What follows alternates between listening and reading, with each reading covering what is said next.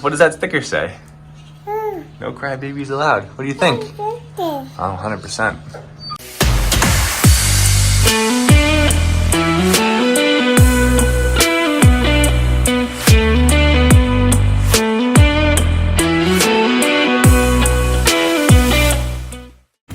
Hey, let's take a look at the new haul. What's our project this week? Ooh. It's DYNO VFR. Been there, done that. Here's our latest project. Got a DYNO VFR, old school BMX bike here. This thing, hey, that's your bike. Few people know this locally, this bike here. It's pretty interesting. I don't know anything about it. Quinn, you want to tell us about it? It's got these suspension forks. I haven't been able to, they only move a little bit. It's just really cool, and it's just dirty. I pumped up this rear tire and it held, but that front tire didn't.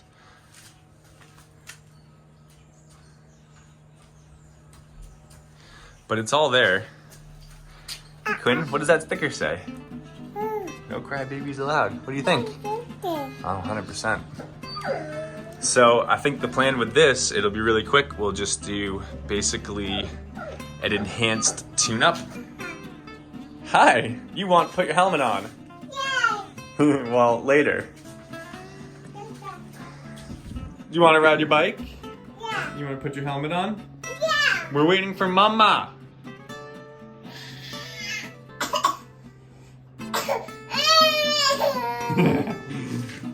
So, yeah, this should go quickly. It'll be one day. It'll be a one-day project. A couple hours only, I think. I don't even know. Yeah, the brakes work well. This bike's not really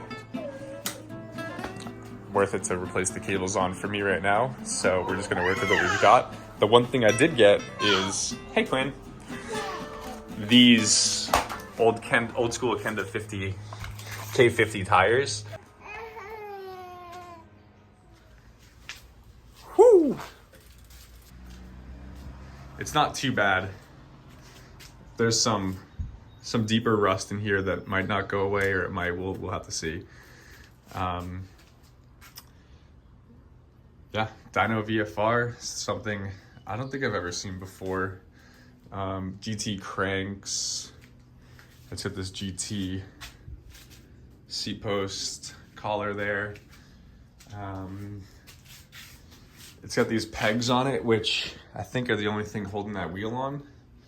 I don't know what you guys think. Anybody into mid-school or old school or whatever BMX bikes, you guys run reflectors? Like, I mean, this thing's probably all original. I'm probably gonna take them off. I think I could save them, but I usually break these things. I don't know. It's cooler than moss, so I'm probably gonna pull them. If that's totally wrong, you can yell at me. Other than that, I think it should be pretty simple. These, I've never seen this fork before. I'm pretty interested. If anybody knows anything about that, let me know. It's got I got about maybe 10 mil of travel out of it, just squishing on it. I'm not gonna do anything with it other than just clean it and make it look nice.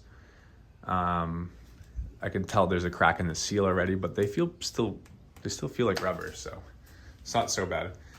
Anyways, I think everything on this thing works. It's all good. It's got some really old tires. This one held air, and this one didn't. I pumped it up and it went dead again.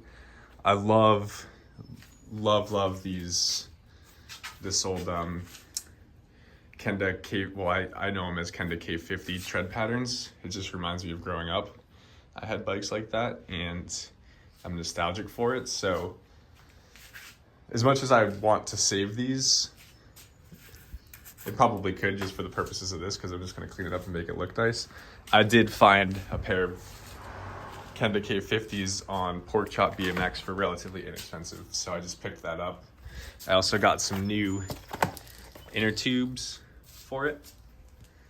So we're just going to spiff this thing up, see if the frame will clean up, put those new tires on it. So before I do anything too crazy on this bike, I just wanted to test my materials a little bit. my plan of attack is some quad zero steel wool. The number of zeros indicates how fine it is, and so the more zeros equals less abrasive, which means it's less likely to scratch your frame. This chrome is pretty resilient. It's not going to scratch too easily, but I always go with quad zero and just a bit of dish soap mixed with water. This is the result so far, just 2 seconds of rubbing on it. So it was like this, and it's already coming around from that to that in just about 30 seconds. So my plan of attack right now is to just do as much of this bike, I think, that way as possible before I disassemble anything. And then we'll see. I'm gonna have to, I will pull the wheel, I'll pull the brakes, I'll pull the kickstand just so I can get in all those nooks and crannies. My plan is not to pull the crank yet, but I sometimes end up doing that. Likewise for the headset, my plan is to not pull it, but who knows, when I get there I might pull it. We'll see if we can bring these grips around. I'm not sure, I might have a plan for that. And then we're just gonna go from here, so let's get it done. Dish soap mixed with water right here and a little bit of steel wool. It's really just a lubricant, right? So you're not scratching on just a dry, bare frame.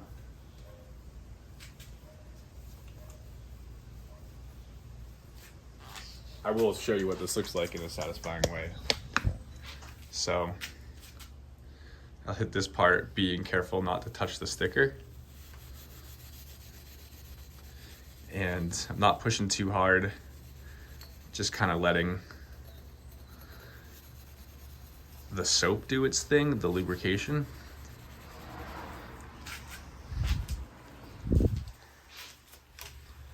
And that's where we're at. So that's gonna come out. This bike is gonna look amazing. That sticker is, it looks brand new. I'm really psyched. Let's go.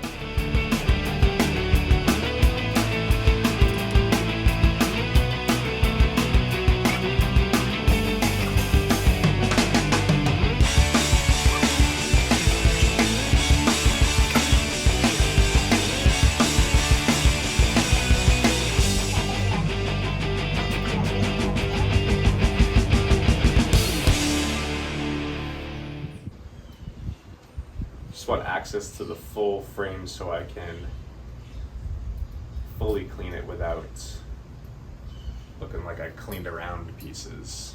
Oh, it's got a tiny little, just a dainty little thing, and very, very small little screw. Kind of fun. I need to find box that I'm going to keep all these parts in. Okay, to keep pulling this cable, I'm just going to back this bolt out right here. Crescent rant again. This one is new, and it just has a little bit of play. That's what I was talking about with being precise. Also, this one's already got a little bit of edge wear on it, so this one is much more liable to strip out bolts than my other one, which is why I like the other one so much.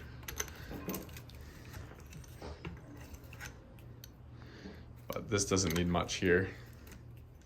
Of course, I got a whole suite of the correct size wrenches I could have just used. But why, when you can use a crescent wrench? There it is. Now I'm here, I may as well pull this brake. This is a very handy ratcheting wrench.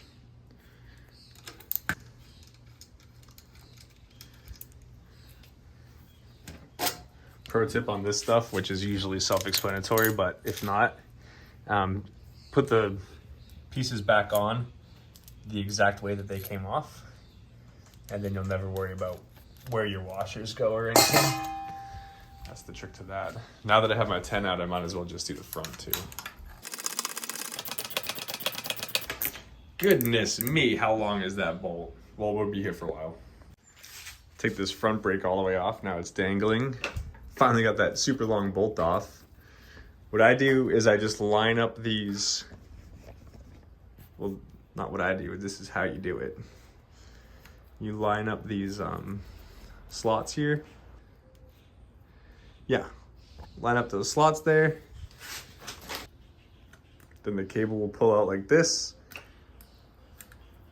And then it's keyed into the back here. You just pull that out.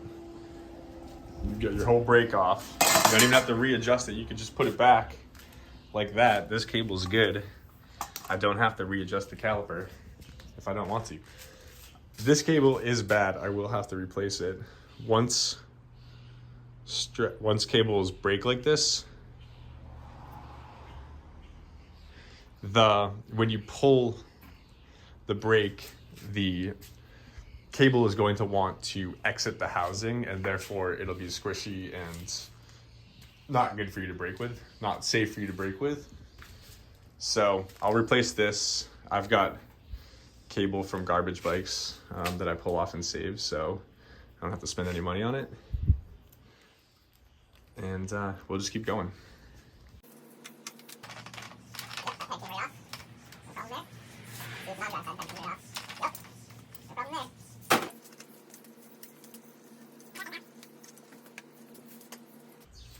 See if this chain has a quick link. I don't see one. Oh, I do see one. There it is. My trusty quick link removal tool. It's a plier and a hammer and a pry bar all in one. It's great. The whole chain wheel.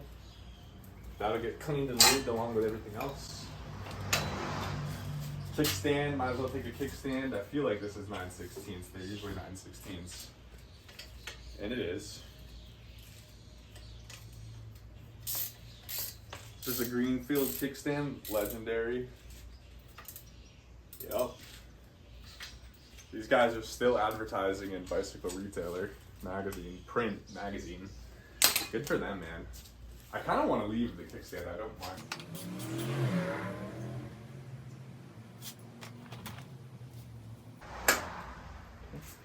Front wheel off. How far do I want to go?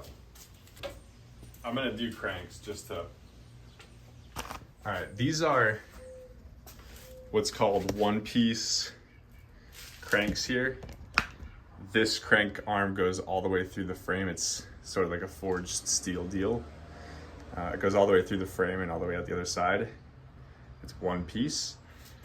They're also called ashtabula cranks.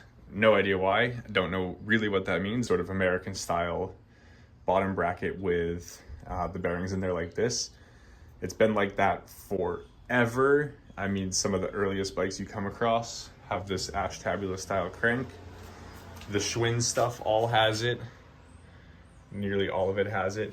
Later on, it became sort of like the cheaper. Well, once three-piece cranks came out, everybody kind of wanted to move over to three-piece cranks, especially as I understand in the BMX world. So that's totally cool, but in my heart, I still have some nostalgia for these ashtabula cranks because this is what I grew up wrenching on, and I just know them inside and out. So all I got to do is pull off this lock nut here, and then back the race out, and then there's a whole bearing that comes out with it, and then this whole thing will push through. So that's what I'm gonna do now.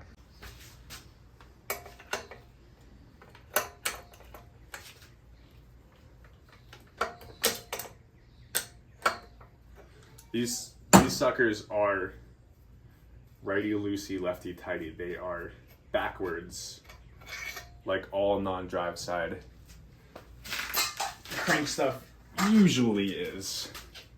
You start getting into some different countries of manufacture and things change, but for the most part, the non-drive side stuff is backwards threaded.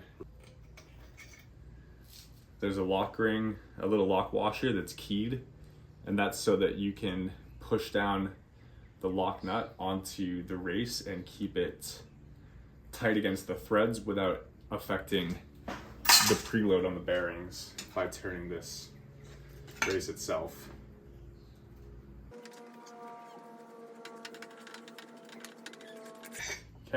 that comes off. That's what that looks like. Goes in the bucket. I get these off halfway through and then push the bearings out that way and try not to drop them, which I just did. And then this entire unit will come out once these bearings clear. Just like that. There you go. There's your one-piece crank. One piece all the way through. Even this is threaded on there, and it holds this plate that holds the chainring on. So, you know, if you're intrepid, you could pull the entire thing apart. I'm not sure if I mentioned it, but I'm pretty sure this bike is a 94. After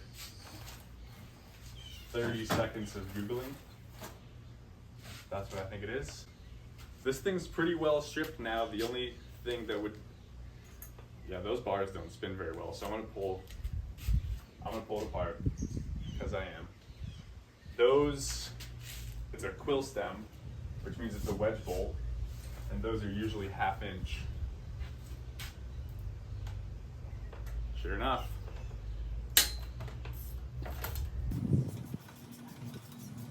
And that comes right apart.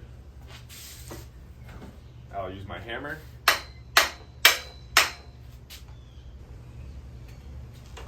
I'm gonna get big.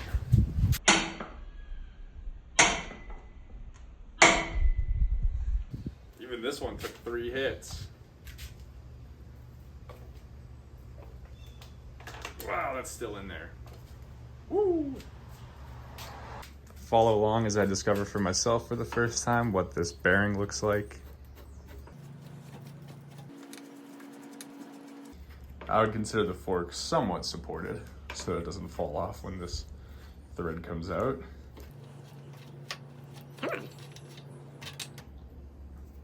There we go. It's not too bad. It looks pretty good actually. But I will be cleaning those up now that I'm here. All right, well, that's the frame torn down. That took about 10 minutes, and it would have been faster if I was just not filming. Super simple. So now I have all the room in the world to get into all these little nooks and crannies and clean it up. That looks TIGged to me, TIG welded and then chrome plated for sure. So super cool frame. I really dig it. Left the seat post on just so that I could stay in my stand.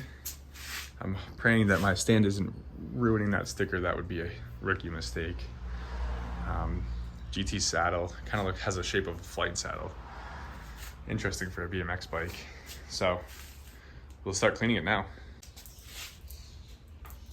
Some soapy water on it. And then we have a clean slate to just keep moving.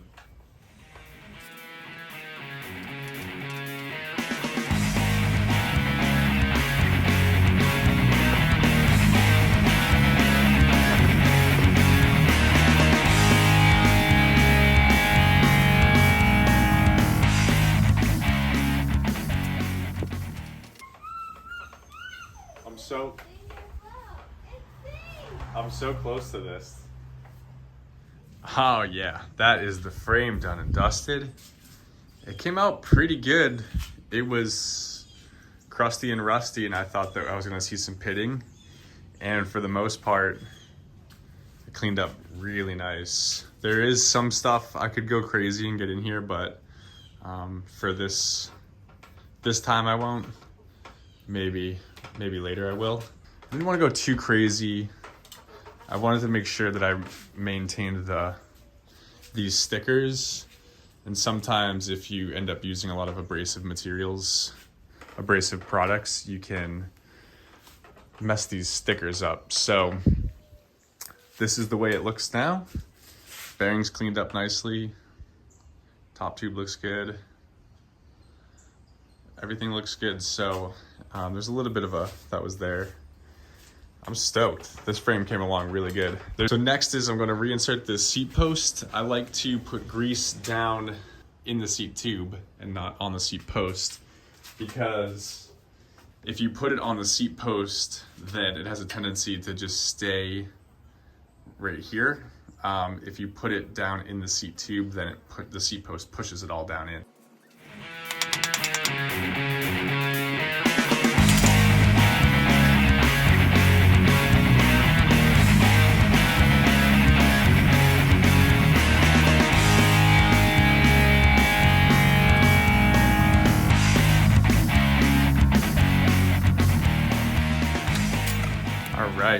details matter on this stuff, so I made sure that the sticker was aligned with the GT logo, which is aligned with the top tube of this bike. Also, the pinch bolt is nearly flush with the top of the seat tube. I say nearly, it's not totally. I wanted to keep it, make sure that it was affecting the entire seat tube. And also, this slot matches up with the seat tube from the pinch bolt. So we're just gonna keep going.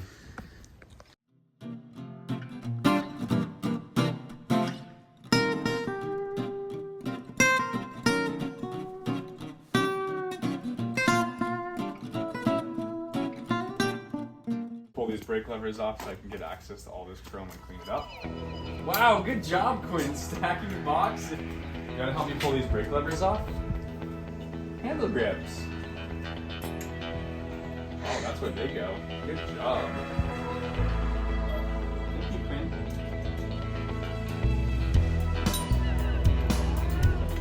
Pull that one off. No, don't put that in the house, sweetheart. Those are old and dirty. Onto the forks now. These are interesting units. I would consider servicing them, but I don't see anywhere they would be serviceable. Usually on forks you would see a bolt there or a bolt there or something to pull the lowers off of the stanchions, which are Unicrown stanchions, which I've never seen before, which is interesting. But I can't see a way, so I think I'm just gonna clean this up and have them be the way that they are and not worry about it too much. I think it would be cool just for the sake of understanding what's going on with these and trying to figure out how they go together. But for this bike, I'm just going to clean them up and make them look good. They still work. They do move up and down. I have some SRAM butter I might put on the stanchions, just to kind of clean up those seals a little bit. But other than that, we're just gonna run it as is. So I'll clean these up. I've got the bars cleaned up too. Bars cleaned up okay. There's more pitting on the bars than there was in the frame. And I'll do more once it's in the bike, but there's a little bit of an issue on the top. I cleaned up the stem a little bit, but I can polish this once it's back on the bike and it'll be much better. I'll even pull the bars and clean in between there because I'll be meticulous in that way. But yeah, I think those will polish up real nice.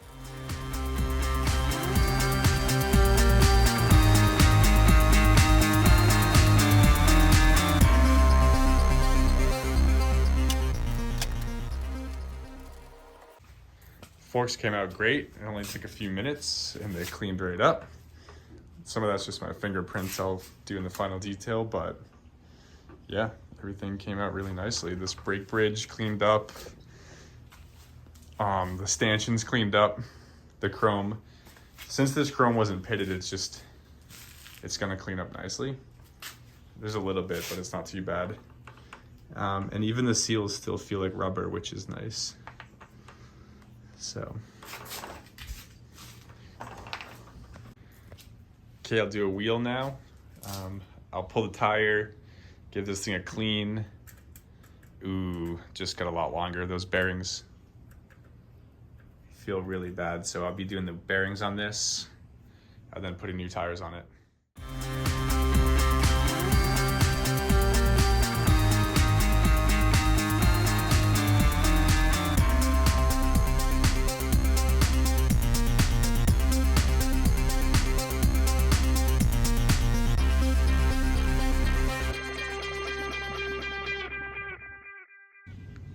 Okay, I've probably spent about 10 minutes cleaning up this rim. It's coming out all right. It's got some pitting on the brake track. It's definitely seen its fair use, which is good. Bikes are supposed to get used. I'm stoked on that. It's painted gloss black on the inside, but some of it's peeling off. Maybe a future project would just be to remove all this black paint, but I'm gonna leave it as is for now. The hub cleaned up pretty nicely. I could go crazy and just fully dig into it, like pull all the spokes out and everything, but I'm just trying to finish this up today, so we're gonna get it to a good spot.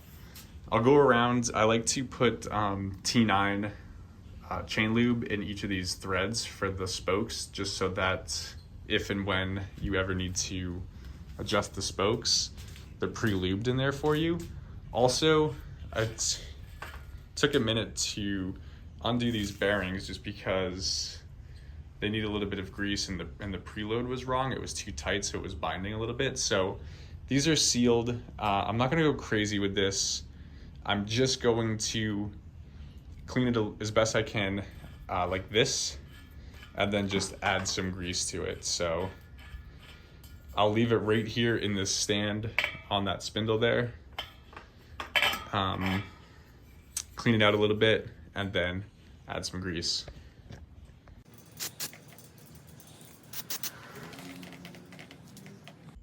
I did get these little wrenches out to fix this. Woo!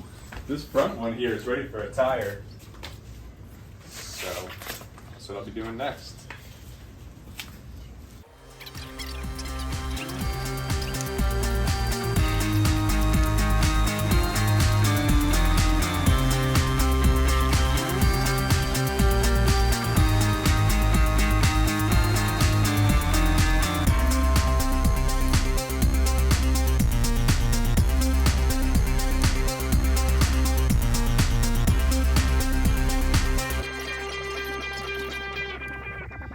Right.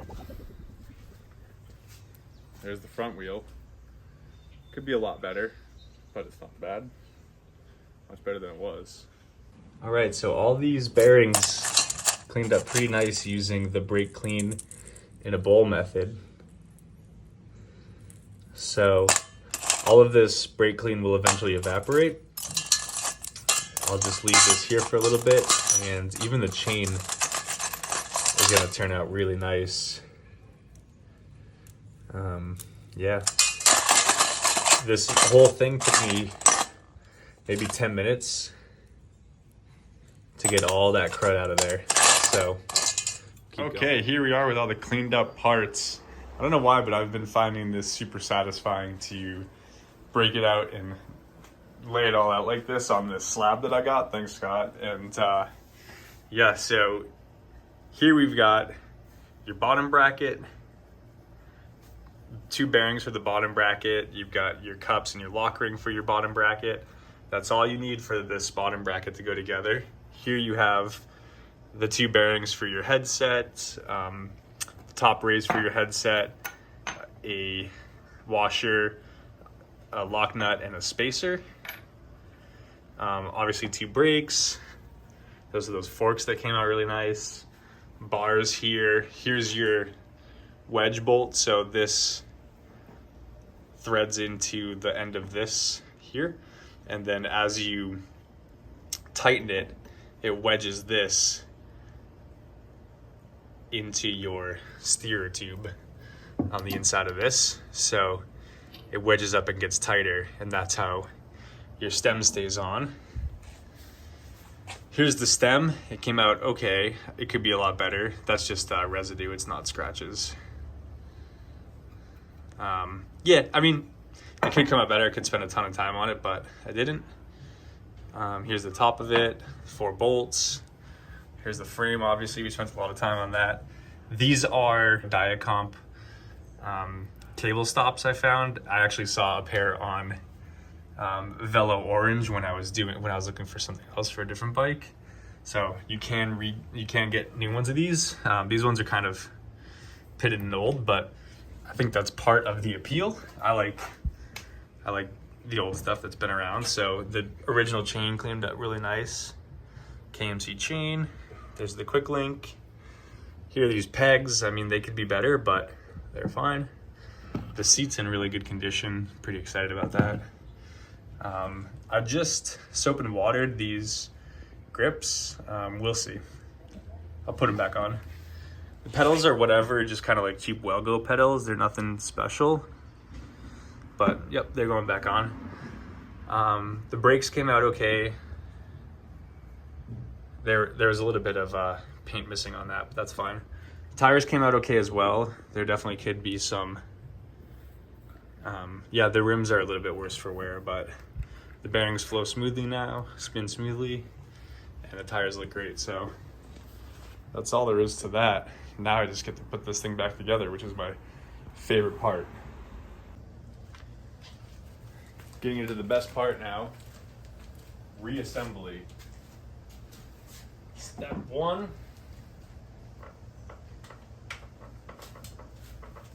Boom, now I'm gonna rapid fire through this, I think. Okay, I'm gonna start with the cranks. So here with the cranks, you're just gonna wanna grease this bearing here. Grease this bearing race. A little bit on the threads here. Grease doesn't hurt this stuff.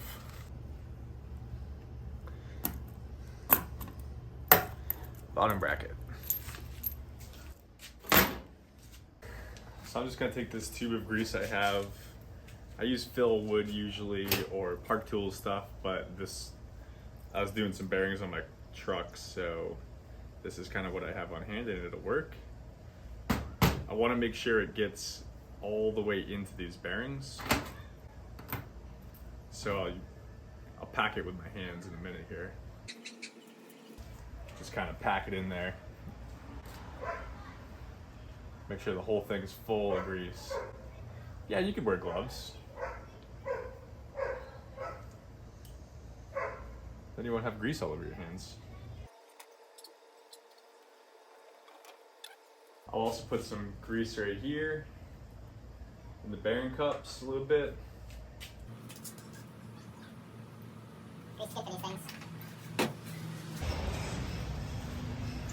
Okay, and then I will put drive side in first, make sure the bearings are in the correct way. You can always tell because on the crank they'll roll one way but they don't want to go the other, so you can always test them on the crank itself. That's not the way they want to be, and they do want to be that way. Okay, drive side in.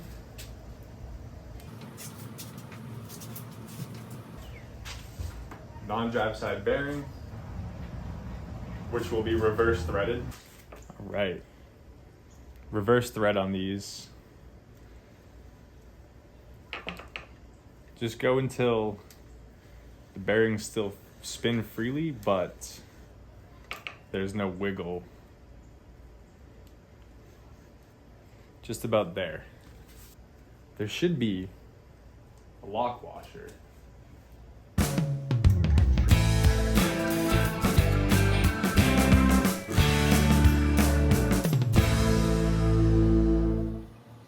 Okay, once you're happy with the preload on that bearing, right about there, you put the lock washer on that's keyed, so it'll match up to a key that's on this crank. And because of that, that washer won't move, and therefore you can tighten this lock nut against that washer and tighten the race to make sure it won't move without moving it in the process, if that makes any sense. Let me get my trusty crescent.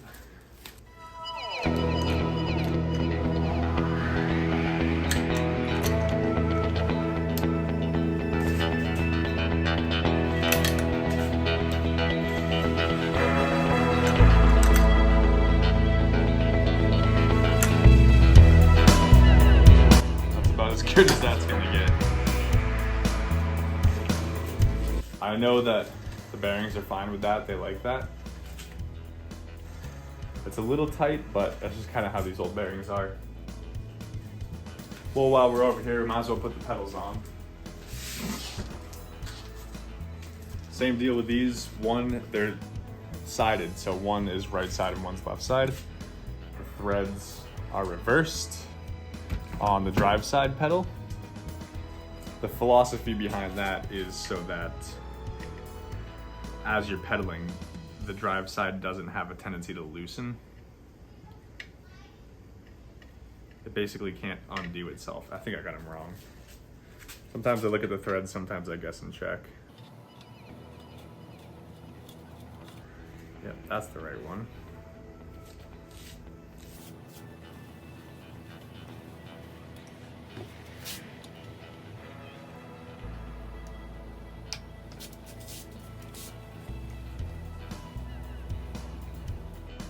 Having a pedal wrench is really handy if you're taking pedals on and off frequently. The modern stuff usually has an Allen, but if you're doing old stuff, having a pedal wrench is pretty key, or a wrench that's has a narrow enough profile to attach to the pedals.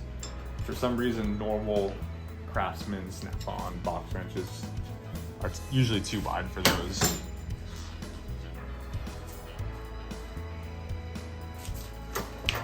Okay, trying some pedals on. No rhyme or reason to the way I'm choosing these to go back on, but I think I'm gonna do saddle next. There is somewhat of a rhyme and a reason. Some parts can't go on until other parts do, but the seat's kind of awkward to tighten. I like to tighten both sides of this seat guts evenly as much as I possibly can. Okay, I'd like to do fork next, which means I've got to go through the headset. So what I want to do is make sure my bearings for the headset are greased. Let me just grab those.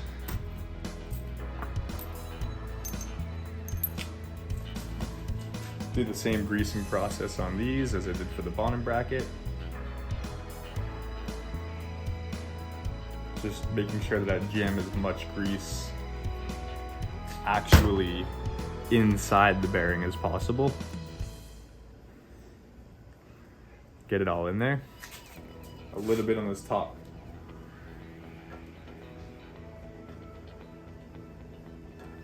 On top of that headset there, and put the bearings in. Again, they're directional, so one way works and one way doesn't. A good way to check on this headset here is to check to see if this race fits this way. And that does. A little pre-lube on the bottom headset cup.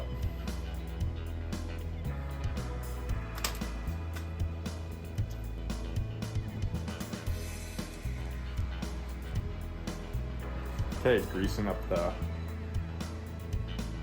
bottom bearing.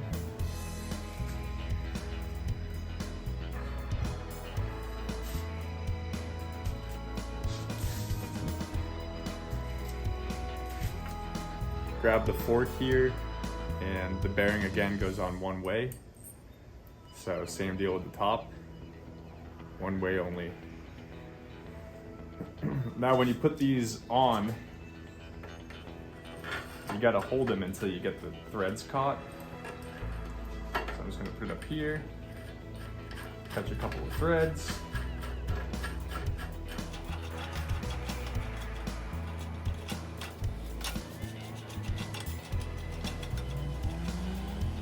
Spin it all the way on there.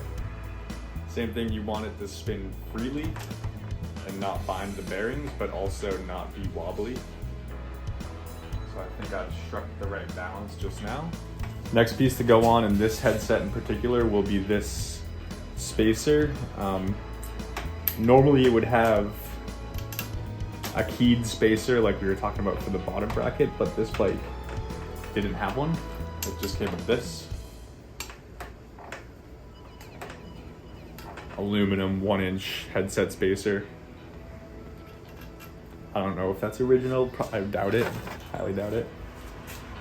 And then this final lock nut.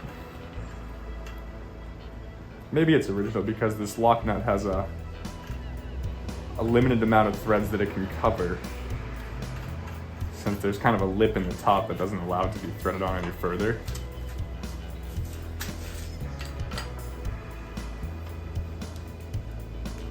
Since it doesn't have a lock nut, the lower race wants to turn with it. So I'm gonna do my sort of pre-spin, preload trick and sort of guess at how much it's going to affect the bottom race as I turn it. Sometimes I keep my knee in the forks there so they don't spin. And that's pretty good. I got it right the first time. It's a little loose. Maybe I'll put a wheel in it and then use the wheel as leverage. Let's do that. Okay, the afternoon light was getting a bit too low, so I turned the overheads on. That's no big deal. I can hear that headset kind of jiggling in there. So I do want to tighten it some more.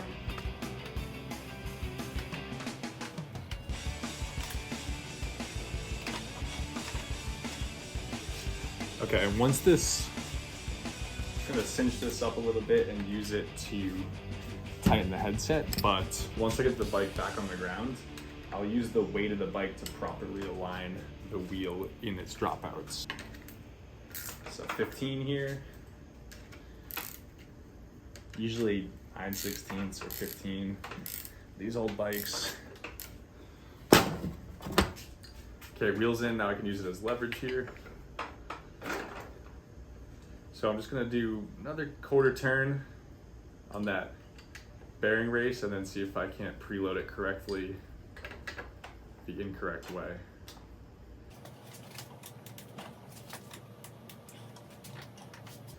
All right, that's that.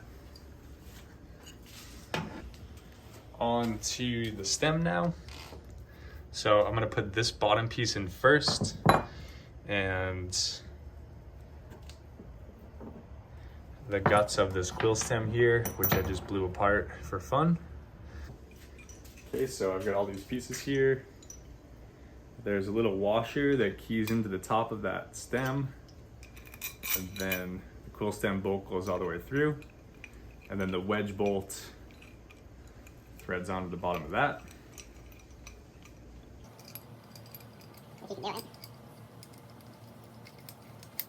A little grease on this. And the threads in where they sort of bind. And then I like to put grease inside the steerer tube here so that when you insert the quill stem, it pushes the grease down. I've got a lightning bug on my leg. Come on, little guy. Okay. Here he is. Light up. There we go. Woo! I'm gonna guess 1/2 inch on this. I think I guessed that before. It's been a couple of days since I worked on this. I'm sure you can tell. Just get it in there loosely, make sure everything is just kind of in the place that it needs to be in. Next thing we're gonna do is put a little bit of grease, which I have all over my dirty hands, inside that stem bracket where the bars mount, and then drop the bars in. Just like that. Likewise at the top, faceplate. This one is one-sided only. Yours can be different. I'm gonna grease these bolts. This one's directional, whereas it's kind of a wedge. Your results may vary. They're all different. This one only goes on the one way.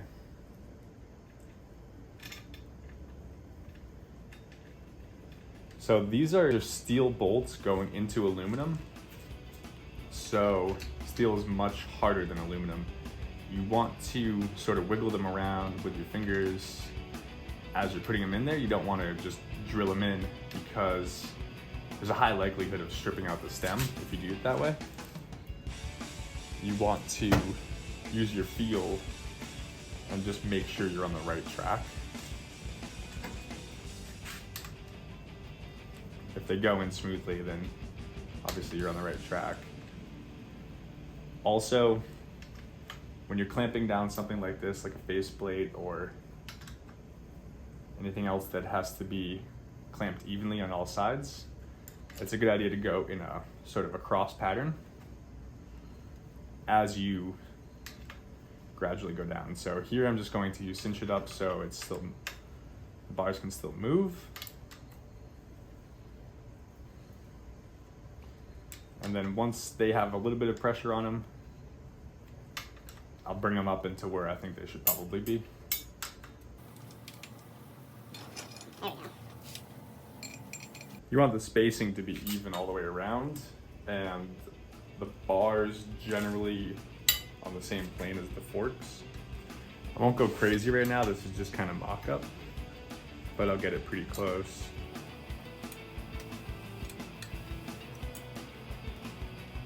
And if you over tighten these, that will definitely strip the aluminum stem out with those steel bolts. All right, bars are on, stems on, wheels on, forks are on, all kind of in the mock-up stage still. Next are the brake levers. So that's as easy as just kind of sliding them on there, making sure that they're spread wide enough so they're not going to scratch up your bars. If you need to shove a flathead, I think in this, like this one's way too tight, so what I'm going to do is I'm going to back this bolt all the way out and then shove a flathead in there, and what that's going to do is open up this hole and make it slide on a lot easier. Okay, so bolt out, flathead, this one's too big. Flathead in, just spreading that ever so slightly, and this should go right on now.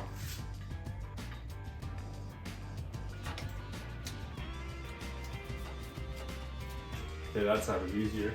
Bolt back in. Not that tight yet because I need to determine where those levers are going to be.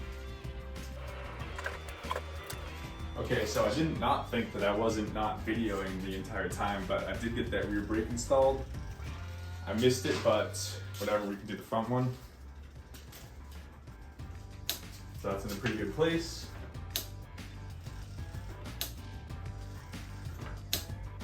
Stops in the stand. They're not great brakes. I mean, they're not really gonna stop you, but they do exist and they are technically called brakes. So you've got brakes.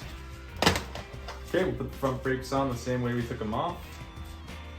Make sure all these washers are on the correct way. This brake bridge just has flat sides, so it's hard to mess up. Just make sure there's a washer on each side and then one for the lock nut. Oh, I remember how long this thread is for this silly nut, so I'll be here for a while.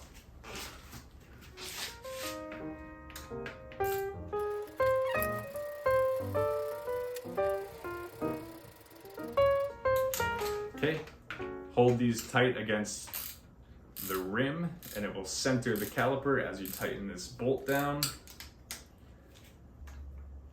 That's all good. Installed. Now I want to zero these adjustments out just so that I have maximum adjustability. So I was saying, I don't know if it was picked up on camera, I think my camera died, but I was saying I met the dude today who knew a dude or knows the dude and knows the story of how these bikes were designed and came about. And apparently they're just, yeah, sort of cheap look-alike BMX bikes. So they're like the cheapest bike that looks like a cool bike. And they were designed like on a napkin overnight, just kind of as an afterthought, just to get out, and then ended up being one of the best-selling bikes of all time, is what he was saying. And Steve's been in the industry, been in BMX forever, knows everybody in it, knows the guy, like I said. And yeah, I just thought it was interesting. Like, one of the greatest selling bikes of all time, right here. I don't really see too many of them. I don't know. Maybe you do. Maybe they're all gone. This one, I'm pretty sure is a 96. It's chrome with the green stickers. Yeah, it's like part of a G. It's kind of GT, but under a different brand. So it's like GT, but under the DYNO brand. Yeah, there's a lot to look into there, but moral of the story is, like, yeah, one-piece crank, inexpensive bike that looks like a legit BMX bike from back in the day, but at a lower price point, so a lot of kids could be in the scene without having to spend all their money on it. Mock-up's done here. Now we've got to do a spanner check, go around this whole thing and make sure all the bolts are tight. I want to do all my little micro adjustments, so make sure my levers are in the right place, my bars are in the right place. I will put the bike down on the ground under its full weight, loosen up those the front wheel axle, and then make sure that wheel is settled in its dropouts properly, and then we're done. That's quick. It's a quick bike. These things are pretty simple. So it's a new day, still hot. Bike's done. Thanks guys for watching. I appreciate it very much. Like, comment, and subscribe, and you'll get to see a lot more projects like this and more projects coming up and a bunch more where that came from. So thanks again for watching.